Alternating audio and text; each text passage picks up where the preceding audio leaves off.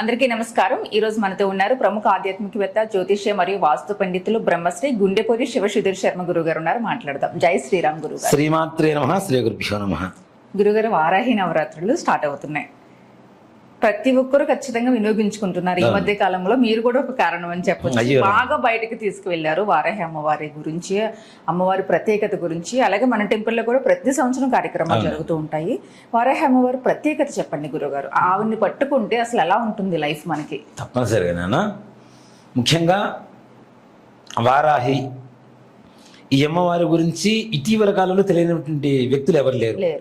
ప్రతి ఒక్కరికి అమ్మవారు కనెక్ట్ అయిపోయింది. ఈ 4-5 ఏళ్లలో బాగా ముఖ్యంగా అమ్మవారి శక్తి తెలిసింది అందరికీ. ఆంధ్రాలో ఎలక్షన్స్ జరిగినప్పటి నుంచి మరీ ఎక్కువగా. అవును. ఎందుకంటే పవన్ కళ్యాణ్ గారు వారి వాహనానికి పెట్టినటువంటి పేరు వల్ల ఒక శక్తిగా మారి చిన్న చిన్న పిల్లల దగ్గర నుంచి పెద్దవాళ్ళ వరకు. దేనికంటే ఆయన ఫస్ట్ ఎలక్షన్స్లో వాహనం పేరు వారాహిని పెట్టగానే వెంటనే వారాహి దీక్షలు తీసుకున్నటువంటి ఆయన అభిమానులు చాలా మంది ఉన్నారు. అంతవరకు అమ్మవారి పేరు కూడా సరిగా వాళ్ళకి తెలియనటువంటి, అంటే ఇప్పుడు ఒక మాట చెప్తాను అన్న, వారాహి అమ్మవారు అంటే నిత్యం ఏదో దైవికంగా ఆధ్యాత్మికంగా ఉండేటువంటి వాళ్ళకి తెలియడం అనేది పెద్ద సమస్య కాదు. కానీ చిన్న చిన్న పిల్లలు ఒక 20 ఏళ్ళు, 24 ఏళ్ళు, 25 ఏళ్ళు ఆ వయసులో ఉన్న వాళ్ళకి అమ్మవారు అంటే కనకదుర్గ అమ్మవారు నమస్కారం చేస్తాం, మహాకాళి అమ్మవారు నమస్కారం చేస్తాం. అసలు వారాహి అమ్మవారు అనేటువంటి ప్రసక్తి పెద్దగా వాళ్ళ దగ్గరికి రాలేదు అంతవరకు. ఈయన వాహనం దెబ్బతో అందరికీ తెలిసిపోయింది. దాంతో పాటు నేను చెప్తాను, అసలు నిజంగా చెప్పాలంటే టెంపుల్స్ కూడా ఏర్పడ్డాయి ఆంధ్రాలో. రాజమండ్రి దగ్గర కానీ మన గోదావరి జిల్లాలో 2-3 టెంపుల్స్ వచ్చినాయి. గుంటూరు జిల్లాలో వచ్చినాయి. సత్రమల్లి దగ్గర ఒకటి వస్తుంది. అంటే అనేక రకాలుగా అమ్మవారి ఆరాధన భావం ఎక్కువైపోయింది భక్తుల్లో కూడా. పెట్టిన ప్రతి చోట కూడా అంతే జనాకర్షణ ఉంది గురుగారు. నిజంగా నాన్న, ఎక్కడ స్టార్ట్ చేసినా అమ్మవారు అంటే వరాహ రూపమే కానీ సకల సమ్మోహన రూపం అని చెప్తాను నేను మొట్టమొదటిసారిగా మనం ఎక్కడ నేను మొట్టమొదటిసారిగా అమ్మవారి సాక్షాత్ విగ్రహాన్ని దర్శించుకుంది తంజావూరులో. తంజావూరు దేవాలయం ఉంటుంది, బృహదీశ్వర ఆలయం ఉంటుంది. దాంట్లో క్షేత్రపాలిని అమ్మవారు వారాహి అమ్మవారు ఒక మూలకు ఉంటుంది. నేను కరెక్ట్గా అంటే చూడండి ఎట్లా ఉంటుందో. పంచమి మంగళవారం, పంచమి అంటే అమ్మవారికి వారాహి అమ్మవారికి చాలా ప్రత్యేకమైన రోజు, అందులో మంగళవారం మధ్యాహ్నం రాహుకాల సమయంలో నేను బృహదీశ్వర ఆలయం దర్శనానికి వెళ్ళాను. జనాలందరూ చిన్న గుడి దగ్గర జనాలందరూ బారులు తీరున్నారు. ఇంత చిన్న గుడికి ఇంతమంది జనాలు ఏంటా అని చెప్పి పోయి చూస్తే వారాహి అమ్మవారు. అబ్బా అనుకున్నా. ఆ తర్వాతనే మన దేవాలయంలో వారాహి అమ్మవారి ప్రతిష్ఠ జరిగింది. అమ్మవారినే తీసుకొచ్చి ఇక్కడ బృహదీశ్వర ఆలయంలో ఉన్న అమ్మవారిని తీసుకొచ్చి ఇక్కడ ప్రతిష్ఠ చేసుకున్నాం మనం. అలాగే నిజంగా మా మాట చెప్పాలంటే మా మేనల్లుడు ఉంటాడు నాన్న, నేను నా కళ్ళారా చూశాను కాబట్టి చెప్తున్నాను నేను. వాడు మొన్న 10th అయిపోయింది. ఈ దాదాపు ఎలక్షన్స్ జరిగి కూడా ఇప్పటికి 2.5 years అవుతుంది. వాడు 8th క్లాస్లో ఉండే ఏజ్. పవన్ కళ్యాణ్ గారు గెలవాలని వారాహి అమ్మవారి ఫోటో తీసుకొచ్చుకొని ఒక టీ క్లాసు తీసుకొచ్చుకొని రోజు దానికి పూజ చేసేవాడు. అంటే ఆయన పట్ల ఉండే అభిమానం కావచ్చు, అమ్మవారిని కూడా మంచి వెలుగులోకి వచ్చింది ఆ వాహనానికి పెట్టినటువంటి పేరు వల్ల పవన్ కళ్యాణ్ గారి. దీంతో ఆయన గెలవడానికి కూడా అదొక రీజన్. జనసేనాని గెలిపించిందే లలిత అమ్మవారి సర్వసైన్యాధ్యక్షురాలైనటువంటి వారాహి అమ్మవారు. ఆ తర్వాత కూడా అంటే ఒకటి చెప్తానన్న, మనం గెలిచాం ఇంకా అమ్మవారితో మనకి పని ఉంది అనుకునే పరిస్థితులు ఆయన లేరు. ఇప్పటికీ వారాహి అమ్మవారి దేవాలయాలన్నా వారాహి అమ్మవారి పూజలున్నా కూడా వారు ఆయన ప్రెజెన్స్ ఉంటుంది, చూశాను నేను చాలా చోట్ల. కాబట్టి అంటే మనం ఆరాధించిన తర్వాత మన పని అయిపోయిన తర్వాత పక్కన పడేసేటువంటి తత్వం ఆయనది కాదు, పక్కకి వెళ్ళేంత పరిస్థితి అమ్మవారిది కూడా కాదు. ఓ మాట చెప్పాలంటే అంత గొప్ప స్థితి. ముఖ్యంగా లలిత అమ్మవారికి మనం ఒక ఫోటో తీసుకుంటే సర్వసైన్యాధ్యక్షురాలుగా వారాహి అమ్మవారు ఉంటుంది. మంత్రిగా రాజశ్యామల ఉంటే అమ్మవారు సర్వసైన్యాధ్యక్షురాలుగా వారాహి అమ్మవారు ఉంటుంది. ఈ వారాహి అమ్మవారిని మనకి మొట్టమొదటిగా నాన్న ఓ మాట చెప్పాలి అంటే వరాహమూర్తి అనేటువంటి అవతారం కూడా, దాని తర్వాతనే మనకి వారాహి అనేటువంటి శక్తి అనేటువంటిది మనకి ఆవిర్భావం జరిగింది. భూవరాహ స్వామి వారు మనం వింటూ ఉంటాం. ఎక్కడంటే తిరుమల తిరుపతి దేవస్థానంలో పైన తిరుమల కొండ మీద ఆయన భార్య రూపమే అని చెప్పి అందరూ చెప్తూ ఉంటారు. కానీ ఇక్కడ మనకి అమ్మవారి స్వరూపం లలితా సహస్రనామంలో స్పష్టంగా చెప్పబడుతుంది.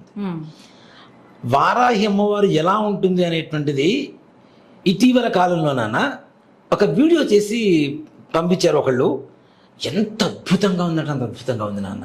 అంటే అమ్మవారి గురించి తెలుసుకొని ఇంకా ముందుకు వెళ్తూ అమ్మవారితోనే ప్రయాణం చేస్తున్నటువంటి వాళ్ళకు కూడా ఆ వీడియో చూస్తే అంత అద్భుతంగా అనిపించింది.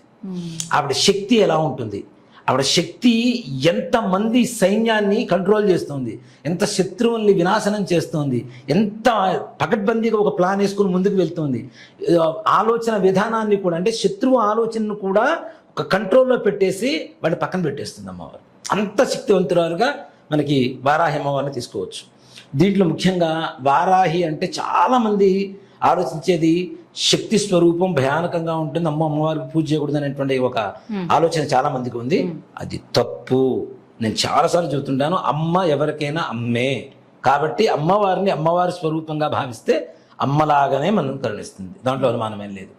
అంతేకాకుండా ముఖ్యంగా భూ వివాదాలు, అన్నదమ్ముల కేసులు కావచ్చు, ఒక్క జిల్లాల కేసులు కావచ్చు, అన్న జిల్లాల కేసు కావచ్చు, పురాతన చేస్తున్నటువంటి ఆస్తులు కావచ్చు, లేదంటే ఒకే స్థలం, ఇప్పుడు మనకున్నటువంటి సమస్యలు ఎక్కువగా ఇవే ఉంటాయి. ఒకే స్థలాన్ని 2-3 పేరుతో రిజిస్ట్రేషన్, డబల్ త్రిబుల్ రిజిస్ట్రేషన్లు కావచ్చు, అవి కోర్టులో తేలకపోవడం కావచ్చు. దాంతో పాటుగా ముఖ్యంగా తాకట్టు పెట్టినటువంటి స్థలాలు వెనక్కి తీసుకోలేకపోవడం కావచ్చు, అసలు తాకట్టు పెట్టవలసినటువంటి పరిస్థితి వరకు రావడం కావచ్చు. ఇవన్నీ భూ వివాదాలకు సంబంధించినటువంటివి. అంతేకాకుండా మరలా ఇంకొకసారి రైతన్నలను తలుచుకుందాం మనం. రైతులకి సవ్యమైనటువంటి మంచి సస్యశ్యామలమైనటువంటి పంటలు పండాలన్నా కూడా వారాహి అమ్మవారి. అలాగే ఇళ్ళు కొనుక్కోవటం అనేది, స్వగృహ యోగం అనేటువంటిది ప్రతి ఒక్కరి కళ. ఒక ఇల్లు ఉంటే చాలు అనుకునేటువంటి వాళ్ళు ఇప్పటికీ చాలా మంది ఉన్నారు నాన్న. ఇల్లు కట్టుకోవడం, కొనుక్కోవడం, అది అపార్ట్మెంట్ కావచ్చు, ఇండివిజువల్ హౌస్ కావచ్చు, ఏదైనా సరే, లేదా చిన్న స్థలం తీసుకుందాం. నిజంగా నాన్న మనకి హైదరాబాద్లో చూస్తే 30 గజాలు, 40 గజాలు, 20 గజాల్లో కూడా ఇళ్ళు ఉన్నాయి. 20 గజాల్లో కూడా ఇళ్ళు ఉన్నాయి. అంటే అది వాళ్ళ కళ. 20 గజాలైనా సరే మన సొంత ఇంట్లో మనం ఉంటాం. నిజంగా ఎంత అద్దెంట్లో ఉన్నా నెల 1వ తారీఖు రాగానే గుండెలో గుబులు మొదలవుతూ ఉంటుంది, అద్దె కట్టుకోవాలి తప్పనిసరిగా. అదే సొంత ఇంట్లో ఉంటే ఒక రకమైనటువంటి ఆనందం, స్వేచ్ఛ ఉంటుంది. అది సో అంతే కదా. అది అద్దెంట్లో రాదు మనకి. ఎంత డబ్బులు కడుతున్నా, ఎంత ఇది ఉన్నా సరే మనకు స్వతంత్రం, స్వేచ్ఛ అనేటువంటిది రాదు ఎక్కడా కూడా. కానీ అది కేవలం సొంత ఇంట్లోనే ఉంటుంది. ఈ సొంత ఇంటి కలగానే మిగిలిపోయేటువంటి వాళ్ళకు కూడా వారాహి అమ్మవారి అనుగ్రహం పరిపూర్ణంగా వాళ్ళకి ఫలిస్తుంది, దాంట్లో ఏమాత్రం కూడా అనుమానం లేదు. అలాగే అంటే నేను అంటున్నాను కాదు, ఒకరికి 3 కొడుకులు ఉన్నాను అనుకుందాం. 3 కొడుకులు 3 ఇళ్ళు ఇవ్వాలి. వారాహి అమ్మవారిని పూజించండి, వారాహి అమ్మవారిని గట్టిగా పట్టుకోండి. చాలామంది భయానకమైనటువంటి స్థితిలోకి జనాలు ఆలోచించడం తీసి పక్కన పెడితే దానికి కూడా కారణం ఎవరంటే మన యూట్యూబ్ సెక్షనే నాన్న. తెలిసి తెలియక ఇక్కడ మంచి విషయాలు తెలుస్తున్నాయి, దాన్ని తప్పుదారి పట్టించేవాళ్ళు చాలా మంది ఉన్నారు నాన్న. ఇక్కడ షణ్మతం అని చెప్పి 6 మతాలు ఉంటాయి నాన్న మనకి. ఆదిశంకరాచార్య స్వామి వారు షణ్మత స్థాపనాచార్యులు అంటాం మనం ఆయన్ని. ఆయన షణ్మతాల్లో శాక్తేయం అనేటువంటి మతం ఒక మతం. శైవం, వైష్ణవం, కౌమారం, సౌరం, గాణాపత్యం అంటే గణపతి, శాక్తేయం, ఈ 6 రకాల మతాలని ఆయన స్థాపించారు అని చెప్పి షణ్మత స్థాపనాచార్యులు అని చెప్పి ఆదిశంకరాచార్య స్వామి వారికి ఉండేటువంటి పేరు. అలాంటిది ఆయన ఇప్పుడు అది చెడు అయితే స్థాపించరుగా. మానవాళికి హిందూ ధర్మాన్ని మనకి ప్రసాదించి హిందువులుగా బ్రతకడానికి ఒక భిక్ష పెట్టినటువంటి ఆయన ఆ శాక్తీయ పద్ధతిని అయితే ఇచ్చేరుగా. అవునా? కాపాలికులు అనేటువంటి ఒక సెక్షన్ ఉంటుంది నాన్న. కాపాలికులు వాళ్ళు జంతువులు వాటితో చేసేవాళ్ళు, అందుకని వాళ్ళని విస్మరించారు ఆయన. జంతువులు అవి వద్దు అని చెప్పేసి దూరం పెట్టేశారు, విస్మరించారు ఆయన. ఆయన చెప్పినటువంటి 6 మతాల్లో, షణ్మతాల్లో తప్పనిసరిగా శాక్తేయం ఉంది. శాక్తేయం అంటేనే శక్తి దేవతలు అని అర్థం. అంత దేనికి నాన్న, వైష్ణవులైనా, శాక్తేయులైనా, గాణాపత్యులైనా, సౌర కుటుంబాన్ని పూజించేటువంటి వాళ్ళైనా, శైవులైనా తప్పనిసరిగా శివ పంచాయతనం అని ఒకటి ఉంటుంది నాన్న. 5గురు ఉంటారు. శివ పంచాయతనం అయితే శివుడు మధ్యలో ఉంటాడు, ఓ పక్కన అమ్మవారు ఉంటుంది, ఓ పక్క గణపతి ఉంటాడు, ఓ పక్క విష్ణుమూర్తి, ఓ పక్క సూర్యుడు ఉంటాడు. లేదు విష్ణు పంచాయతనం అంటే విష్ణుమూర్తి మధ్యలో ఉంటాడు. శక్తి పంచాయతనం అంటే అమ్మవారి మధ్యలో ఉంటుంది. గణపతి పంచాయతనం, గణేష పంచాయతనం అంటే గణపతి మధ్యలో ఉంటాడు. సౌర పంచాయతనం అంటే సూర్యుడి మధ్యలో ఉంటాడు. అంటే ఏది ప్రధానంగా తీసుకుంటే వాళ్ళ మధ్యలో ఉండి ప్రధానంగా పూజ చేస్తూ ఉంటాం. అట్లాంటి శివ పంచాయతనంలో అంటే శివ పంచాయతనం తీసుకుని ఏ పంచాయతనం తీసుకుని దాంట్లో అమ్మవారు ఉందిగా. అసలు అమ్మ లేకపోతే మనం ఎక్కడ ఉన్నాను నాన్న, సృష్టి లేదు కదా. కాబట్టి అమ్మని ప్రేమగా భక్తిగా నేను ఇది చూస్తూ ఉంటా. మా ఇంటి వారాహి అని ఒక ఆవిడ ఒక ఫేస్బుక్ పేజీనే ఉంది ఒక ఆవిడకి. అది ప్రతి నిత్యం వారాహి అమ్మవారికి పూజ చేస్తుంది, చక్కగా ఫోటో పెడుతుంటుంది. ఫోటోకి మళ్ళీ చేసేది ఆవిడ పెద్ద విగ్రహాలు ఇవన్నీ కూడా తీసుకొచ్చుకోదు. ఆ ఫోటోలోనే రోజుకు ఒక రకంగా కనబడుతుంటుంది అమ్మవారు. మరి ఆవిడ ప్రేమగా పూజించబట్టే కదా. అవునా? నిజంగా మీరు నమ్మరు, ఇవాళ మనకు కరెంట్ లేక ఇంతసేపు మనం లేట్ చేసాం షూట్ చేయడానికి కూడా. కానీ నేను పొద్దునుంచి చూసినటువంటి వీడియోస్లో మొట్టమొదటిగా ఓపెన్ చేస్తే మన దేవాలయంలో వారాహి అమ్మవారు ప్రతిష్ఠ చేసిన వీడియోలు వచ్చినాయి. ముందు కరెంట్ లేదు, నెట్ స్లోగా ఉంది. సరే పాత వీడియోలు ఏదైనా చూసుకుంటూ వెళ్దామని చెప్పి ఫస్ట్ చూస్తే అమ్మవారి వీడియోలు వచ్చినాయి. అవి చూస్తుంటే ఒక వైబ్రేషన్ అనమాట, ఒళ్ళంతా పులకరించిపోయింది పొద్దున్న. చాలా అంటే అంత అంగరంగ వైభవంగా జరిగింది మన దేవాలయంలో అమ్మవారి ప్రతిష్ఠ కూడా చాలా బాగా జరిగింది. అలాగే అమ్మవారిని ప్రతి ఒక్కళ్ళు పూజించవచ్చు, పూజించడంలో ఏమాత్రం కూడా సమస్య లేదు. అమ్మవారిని పాదాలు పట్టుకుంటే మనకు కావలసినవన్నీ కూడాను మన పాదాల చెంతకు వస్తాయని చెప్పడంలో ఏమాత్రం కూడా సందేహం లేదు. అలాగే మన ఈ వారాహి నవరాత్రులు ముఖ్యంగా మనిషి మనం అర్ధరాత్రి పూట కూడా లేచి వచ్చి చూస్తూ ఉండాలి, దానికి నియమం ఉండాలి. ఎట్లా పడితే అట్లా లోపలి పోయి దేవుడు ఉన్న స్థానంలో పోయి మనం చూడలేము. కాబట్టి అఖండం కన్నా దీపారాధన చేసుకోవడం మంచిది. దీపారాధనతో పాటు ప్రతి నిత్యం ఉదయం, మధ్యాహ్నం, సాయంత్రం 3 పూటల అమ్మవారికి నివేదన పెడితే ఇంకా చాలా ఉత్తమమైనటువంటి పరిస్థితి. అవకాశం ఉన్నటువంటి వాళ్ళు, ఇంట్లో ఉండేటువంటి వాళ్ళు, అవకాశం లేదు మేము ఆఫీస్కి వెళ్తాం పొద్దున్న చేసుకుంటాం మరలా రాత్రి చేసుకుంటాం అనే వాళ్ళు పొద్దున్న నైవేద్యం పెట్టండి, మరలా సాయంత్రం నైవేద్యం పెట్టండి. ఈ నైవేద్యం పెట్టేటువంటి వస్తువులు కూడా దానిమ్మ గింజలు కానీ లేదా పుచ్చకాయ ముక్కలు ఉంటాయి, వాటర్ మిలన్ అంటాం కదా, ఆ వాటర్ మిలన్ ముక్కలు కానీ అమ్మవారికి నివేదన పెట్టవచ్చు. ఇదంతా ఉదయం పూట చేయవలసినటువంటి కార్యక్రమం. ఉదయం కూడా అష్టోత్తరం పూజ చేసుకోవడం. అష్టోత్తరం రాదు, ఒక మంత్రం చెప్తాము, ఆ మంత్రంతోనే చక్కగా అమ్మవారికి అక్షతలతోనో పుష్పాలతోనో ఎర్రటి పుష్పాలతో పూజ చేయండి, ఇంకా చాలా మంచిది. మందారం ఉంటాయి, గులాబీ ఉంటాయి, ఇట్లాంటి పుష్పాలు దొరుకుతాయి కాబట్టి పుష్పాలతో పూజ చేసుకోవడం. ధూపం ఉదయం పూట మీరు మామూలుగా ప్రశాంతంగా పూజ చేసుకోండి, కానీ సాయంకాలం అంటే రౌద్రంగా చేసుకోమని కాదు నేను చెప్తోంది. సాయంత్రం పూట కూడా 7 గంటల తర్వాత చేసుకునేటువంటి పూజకి విశేషత. వీళ్ళందరూ రాత్రి దేవతలను చూస్తుంటాం కాబట్టి రాత్రి కూడా సంచరిస్తూ ఉంటారు కాబట్టి అమ్మవారు సంచరించే సమయంలో అమ్మవారి గురించి చేసేటువంటి పూజ తొందరగా స్వీకరించి మనకు కావలసినటువంటి అనుగ్రహాన్ని అమ్మవారు తొందరగా ఇస్తుంది. కాబట్టి 7 గంటల తర్వాత సాయంకాలం చక్కగా నిజంగా అందరూ ఆఫీస్ నుంచి వచ్చే టైం 7 తర్వాత అయినా పర్లా, 8 తర్వాత అయినా పర్లా, వాళ్ళకు ఉండేటువంటి అవకాశాన్ని బట్టి తెల్లవారుజామున 4 గంటల వరకు అమ్మవారు సంచరిస్తూనే ఉంటారట ఆకాశ మార్గం ద్వారా, సాయంత్రం 7 గంటల నుంచి. కాబట్టి ఈ సమయంలో ఏ సమయంలో అవకాశం ఉంటే ఆ సమయం. మరి అర్ధరాత్రి పూజ చేస్తే క్షుద్రపూజలు చేశారనుకుంటారు చూసే జనాలు.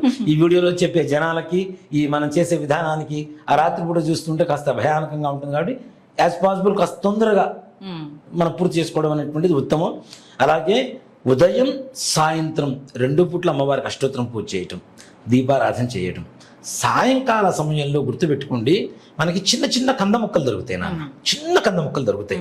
ఈ కందని శుభ్రంగా ప్రమిదలాగా మధ్యలో తొలిచేస్తే దాని మీద పసుపు పూసేసి చుట్టూ కూడా పసుపు పూసేసి కందకి బొట్టు పెట్టేసి ఒక చిన్న ఆకులో కానీ లేదా పేపర్ ప్లేట్లో అయినా సరే దేంట్లో అయినా సరే ఒక బియ్యమో ఉప్పు కానీ పోసి ఆ కందని పెట్టి దాంట్లో ఆవ నూనె వేసి దీపారాధన చేయండి.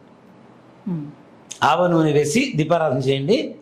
ఆ కంద మూలం ఏదైతే అంటామో, కందకి ఉండేటువంటి లక్షణం ఏంటంటే నాన్న, మనకి పెళ్ళప్పుడు కూడా ఈ బ్రహ్మముడి వేస్తాం కదా, బ్రహ్మముడి వేసేటప్పుడు కంద మూలమే కడతాం, చిన్న కంద పిలకలే కడతాం. ఎందుకు అంటే కంద ఎలా తీసుకొచ్చి భూమిలో పెట్టినా పిలక వస్తుంది, ఆ తత్వం ఉంటుంది. అందుకని అంటే సంతానం కలగాలని కంద మూలం కడతాం వివాహంలో మనం బ్రహ్మముళ్ళలో. అది పిలకలు వేస్తుంటుంది కదా, ఎక్కడ పెట్టినా కూడా పిలకలు వేస్తూనే ఉంటుంది కదా. కాబట్టి వీళ్ళు కూడా దంపతులకు సంతానం కలగాలని పెడతాం. అదే ఉద్దేశాన్ని ఇక్కడ తీసుకుంటే మనం కందా దీపం పెట్టడం వల్ల మన ఇంట్లో వృద్ధి ఎక్కువగా జరుగుతుంది, అభివృద్ధి ఎక్కువగా జరుగుతూ ఉంటుంది మనకి. కాబట్టి కంద దీపం ఆవ నూనెతో పెడితే చాలా విశేషంగా ఉంటుంది. ఆ దీపం అలా పెట్టుకొని ముఖ్యంగా గుగ్గిలం కానీ సాంబ్రాణి కానీ తీసుకొచ్చి సాంబ్రాణి ఇంట్లో ధూపం వేయండి. ఆ ధూపం వేసినప్పుడు అమ్మవారు నిజంగా చెప్తున్నాను, 9 రోజుల్లో ఒక రోజైనా రాత్రిపూట మీకు తప్పనిసరిగా అమ్మవారు తిరుగుతున్నటువంటి సంచరిస్తున్నటువంటి గజ్జల శబ్దం వినపడాల్సిందే. ఆ ధూపానికి కంద దీపానికి మనం చేసేటువంటి ఇక్కడ కేవలం భక్తి మాత్రమే ప్రధానం. భక్తి, శ్రద్ధలు, విశ్వాసం ఇవి మాత్రం తప్పనిసరిగా ఎంత గొప్పగా ఉంటే అంత గొప్పగా అమ్మవారు తొందరగా అనుగ్రహిస్తుంది. మీరు ఇంటి కోసం చేసుకుంటున్నారా, భూ వివాదాల కోసం చేసుకుంటున్నారా, శత్రు బాధల కోసం చేసుకుంటున్నారా, ఉన్నత పదవీ రాజకీయ యోగం కలగాలని చేసుకుంటున్నారా, ఉన్నత ఉద్యోగం కోసం చేసుకుంటున్నారా, మీరు ఉన్నత అధికారులు మీ మాట వినటం కోసం చేసుకుంటున్నారా, మీ సంకల్పం ఏదైతే చెప్పి చేస్తారో అది 9 రోజులు మీరు చేసేటువంటి పూజను బట్టి తొందరలో 9 రోజుల్లో మీకు సానుకూలంగా మారిపోతుంది. కాకపోతే చాలామంది చెబుతుంటారు వెంటనే అయిపోతుందా అంటే, మనం చేసేటువంటి భక్తి విశ్వాసాలు మనం ఎంతైతే చూపిస్తున్నామో అమ్మవారు అంత తొందరగా అనుగ్రహిస్తుంది. ఈ వారాహి నవరాత్రులు కూడా తీరాలి కదా, అంతే కదా నాన్న. ఈ వారాహి నవరాత్రులు మన ఇంట్లో మనం భక్తి శ్రద్ధలతో చేద్దాం. సొంత ఇల్లు లేని వాళ్ళు వచ్చే సంవత్సరం సొంత ఇంట్లో వారాహి నవరాత్రులు కంద దీపం పెట్టుకొని చక్కగా పూజ చేసుకోవచ్చు. దాంట్లో ఏమాత్రం కూడా సంశయం లేదు. ఖచ్చితంగా గురుగారు. కాబట్టి ఉదయం సాయంత్రం అష్టోత్తరం, నైవేద్యం పెరుగన్నం తప్పనిసరిగా నాన్న. చేసే వాళ్ళు ఎలాంటి నియమాలు పాటించాలి నాన్న? తలస్నానం తప్పనిసరిగా ప్రతిరోజు 2 పూటలా స్నానం, తలస్నానం, ఏకభుక్తం, ఒక పూట భోజనం, ఒక పూట అల్పాహారం. దీంట్లో గొప్పగా చెప్పాల్సింది ఏంటంటే మధ్యాహ్నం అల్పాహారం తినండి, రాత్రి పూజ అయిన తర్వాత భోజనం చేయండి, ఇంకా బాగుంటుంది. శరీరం కూడా మంచిగా అంటే ప్రశాంతంగా ఉంటుంది, బరువుగా లేకుండా. ఓ మాట చెప్పానంటే అలాగే మనకి భూతల శయనం, అవకాశం ఉన్నంత వరకు నేల మీద పడుకోవడం అనేటువంటిది ఉత్తమమైనటువంటి పద్ధతి. నేల మీద అంటే చాప వేసుకొని పడుకోవడం అనేటువంటిది బ్రహ్మచర్యం. ఇవి తప్పనిసరిగా. ఇంకొకటి కూడా, ఇది దీక్షగా చేయండి. దీక్షగా చేసిన తర్వాత ఈ వారాహి మంత్రాన్ని ప్రతి నిత్యం మీరు జపం చేస్తూనే ఉండండి. అవకాశం ఉన్నంత వరకు 11 సార్లు, 21 సార్లు, 54 సార్లు, 108 సార్లు, 41 సార్లు మీకు అవకాశం ఉన్నంత వరకు జపం చేసుకుంటూ వెళ్తూ ఉండండి. తప్పనిసరిగా చాలా విశేషమైనటువంటి యోగం కలుగుతుంది నాన్న. ఈ జపం ఇప్పుడు వీళ్ళకి అష్టోత్తరం రాదు, ఈ మంత్రాన్ని తీసుకొని దాంట్లోనే పుష్పాలతో పూజ చేసుకోండి. అదే 108 సార్లు జపం చేసుకుంటూ పూజ చేసుకోండి.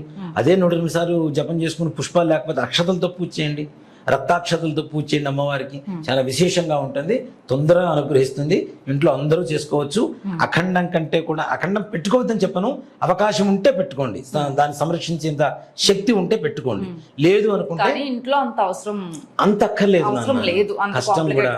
కష్టం కూడా అది పెట్టుకోవాలంటే కూడా చాలా కష్టం. ఎవరో కూడా పిల్లలు ఉంటారు ముఖ్యంగా. దీంతో పాటుగా మళ్ళీ కొంచెం అటు ఇటు అయినా మనమే ఫీల్ అవ్వాలి, అంతే కదా. మళ్ళీ ఇక్కడ మేము 9 రోజులు చేయలేకపోతున్నామండి, ఆడవాళ్ళకి ఇబ్బందులు ఉన్నాయండి అనుకునేటువంటి వాళ్ళకి చివరి 5 రోజులు చేసుకోవచ్చు. లాస్ట్ రోజైనా అమ్మవారిని మనస్ఫూర్తిగా ప్రార్థించి పూజ చేసుకోండి. తప్పనిసరిగా అమ్మవారి అనుగ్రహంతో మీరు అనుకునేటువంటి సకల సంకల్ప సిద్ధి జరుగుతుంది. నిజంగా నాన్న, రాజకీయ నాయకులకి రాజశ్యామల, భువనేశ్వరి ఎంత అవసరమో వారాహి అవసరం కాదు, తప్పనిసరిగా అవసరాలు తీరుస్తుందని చెప్పి ప్రూవ్ చేశారు. కాబట్టి దీన్ని బట్టి మీరు ఆలోచించుకోండి. తప్పనిసరిగా రాజకీయ నాయకులకు కూడా వారాహి అమ్మవారి అనుగ్రహంతో ఉన్నత పదవీ స్థాన యోగం కలుగుతుంది. అందరూ ఈ పూజ చేసుకోవచ్చు. ఓకే గురుగారు, చాలా అద్భుతంగా చెప్పారు. అందరూ చేసుకునే విధానం కూడా సింపుల్ గా ఉంటుంది. చిన్న మంత్రమేనా అన్న? ఇప్పుడు మనం చెప్పబోయే మంత్రం కూడా ఓం ఐం హ్రీం ఐం గ్లౌం వారాహ్యై నమో నమః. ఈ మంత్రమేనా? ఈ మంత్రాన్ని ప్రతి నిత్యం, దీంతో పాటు ఇందాక చెప్పాను నేను, పంచాక్షరి మంత్రం జపం చేయకుండా తస్మాత్ జాగ్రత్త, అస్సలు చేయవద్దు. పంచాక్షరి చేయకుండా అమ్మవారి శక్తి ఉపాసన చేశారా చాలా దెబ్బతింటాం. కాబట్టి దయచేసి ముందుగానే అగ్నిని పట్టుకునే ముందుగా నీళ్ళని చేత్తో పట్టుకుంటే ఎట్లా ఉంటుందో అట్లా. ఏ మంత్ర సాధన అంతే కదా గురుగారు, ఏ మంత్రానికి ఏ శక్తి దేవత ఉపాసన అయినా పంచాక్షరి మంత్ర జపం చేయకుండా లేదు నాన్న, తప్పనిసరిగా చేయవలసిందే. ఓకే గురుగారు, జై శ్రీరామ్. శ్రీమాత్రే నమః. శ్రీ గురుభ్యో నమః.